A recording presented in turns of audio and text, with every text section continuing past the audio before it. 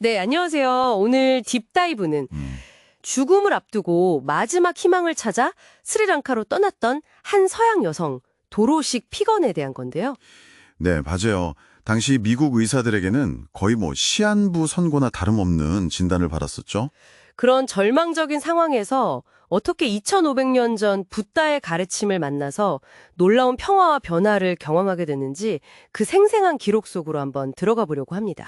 저희 이번 딥다이브의 미션은 명확합니다. 당신이 이 이야기를 통해 우리가 흔히 느끼는 그 막연한 고통 있잖아요. 네네.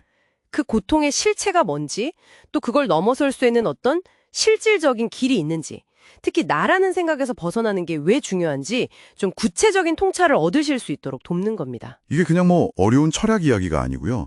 정말 삶으로 증명된 지혜, 그 과정을 함께 탐구해보는 거죠. 좋습니다. 그럼 피건의 이야기, 어디서부터 시작해 볼까요? 역시 그 고통의 현실부터 봐야겠죠? 네. 그게 불교에서 말하는 첫 번째 진리, 고성제, 즉 고통의 현실과 딱 맞아떨어집니다. 피건은 심각한 심장병에다가 여러 합병증까지 겹쳐서 육체적 고통이 정말 극심했고요. 육체적 고통뿐만 아니라 정신적으로도요. 그럼요. 본인 표현을 빌리자면 종잡을 수 없는 감정의 소용돌이 속에서 완전히 무너져 내린 상태였어요. 이게 바로 붓다가 말한 삶의 근본적인 괴로움, 그 두카 자체였던 거죠. 정말 막다른 골목이었겠네요. 그런데 그런 절망 속에서 스승을 만나게 되죠. 아나가리카 띠포트와와. 네, 그 스승을 만나면서 명상, 그러니까 그 괴로움 소멸의 길을 배우기 시작합니다. 그녀의 글을 보면 명상 시작하는 방법이 의외로 되게 단순하고 실용적이더라고요. 맞아요. 거창한 게 아니라 조용하고 깨끗한 장소, 그리고 규칙적인 시간이 중요하다. 딱 이 정도죠. 핵심 수행법은 더 간단하고요. 그냥 코끝이나 윗입술에서 느껴지는 호흡의 감촉, 그걸 알아차리는 거. 네, 그저 알아차리는 것. 그런데 여기서 정말 중요한 통찰이 나와요. 피거니 스승이 말을 인용하는데 이제 당신은 호흡하는 사람이 아니고 호흡이 당신을 호흡하고 있다. 아, 호흡이 당신을 호흡한다. 이게 그냥 들으면 좀 시적인 표현 같기도 하고, 이게 어떻게 나라는 생각을 깨뜨리는 열쇠가 될까요? 바로 그 지점인데요. 우리가 보통 내가 숨쉰다고 생각하잖아요. 네, 그쵸. 그때는 행위의 주체인 나가 딱 중심이 있거든요. 그런데 호흡이 그냥 일어나는 현상으로 파조가 치듯이 바람이 불듯이 그저 관찰만 하게 되면요. 관찰만. 네, 그러면 나라는 통제자, 행위자 없이 과정 그 자체만 남게 되는 거예요. 이게 바로 나라는 고정된 실체가 없다는 무아를 처음으로 경험적으로 알아차리는 단서가 되는 겁니다. 아, 그렇군요. 내가 한다는 생각을 빼고 그냥 일어나는 과정을 지켜보는 연습이네요. 근데 아시잖아요. 마음이 그렇게 가만히 있나요? 생각이 계속 끼어들 텐데. 당연하죠. 그래서 피건도 유용한 도구들을 이야기해요.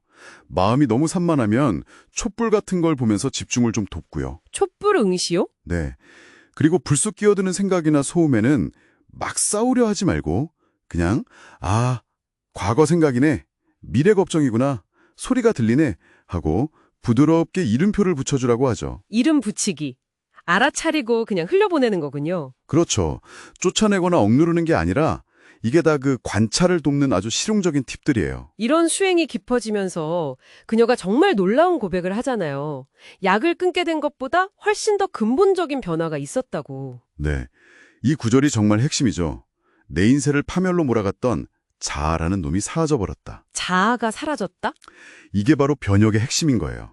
고통의 진짜 뿌리는 병 자체가 아니었던 거죠. 나의 고통이라고 꽉 붙들고 있던 그 나라는 생각, 그 집착, 거기에 있었던 거예요. 아, 그런데 명상을 통해서 나라고 할 만한 어떤 고정되고 변하지 않는 실체가 사실은 없다는 것을 체험적으로 이해하게 되니까 고통이 뿌리내릴 땅 자체가 없어져 버린 거죠. 그러니까 이게 무슨 종교적인 믿음으로 그냥 위안을 삼은 게 아니라 고통이 작동하는 그 메커니즘 자체를 꿰뚫어보고 해체해버린 거네요. 정확합니다.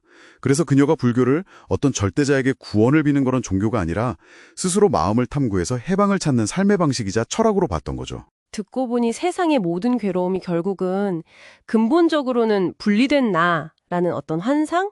그리고 그 환상 때문에 끊임없이 뭔가를 원하고 갈망하는 마음, 거기에 뿌리를 두고 있다는 거군요. 네.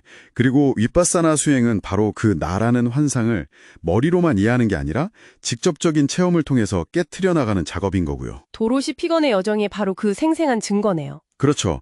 고통의 근원인 나라는 환상을 스스로의 수행을 통해 깨닫고 해체함으로써 죽음이라는 그 육체적인 한계마저 넘어서는 진정한 자유, 열반, 지금 여기에서 가능하다는 걸 보여준 거죠. 그녀의 이야기를 따라와 보니 불교가 꼭 어떤 특정 문화권이나 종교를 가진 사람들만의 전유물이 아니라 지금 당신의 삶 속에서 겪는 그 실제적인 고통과 직접 마주하고 변화를 만들어갈 수 있는 어쩌면 매우 보편적이고 실용적인 길일 수도 있겠다는 생각이 드네요. 네.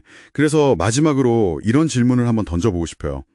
피건이 그토록 자신을 괴롭혔던 그 나라는 느낌, 그걸 한 걸음 떨어져서 관찰하면서 자유를 얻었잖아요. 네. 그렇다면 혹시 지금 당신을 힘들게 하는 그 문제의 한가운데에도 너무나 당연하게 여기고 있는 그 나라는 견고한 생각이 자리 잡고 있진 않을까요? 그 느낌을 그저 알아차려보는 것만으로도 어쩌면 예상치 못한 변화가 시작될 수 있지 않을까. 한번 스스로에게 질문해보는 건 어떨까 싶습니다.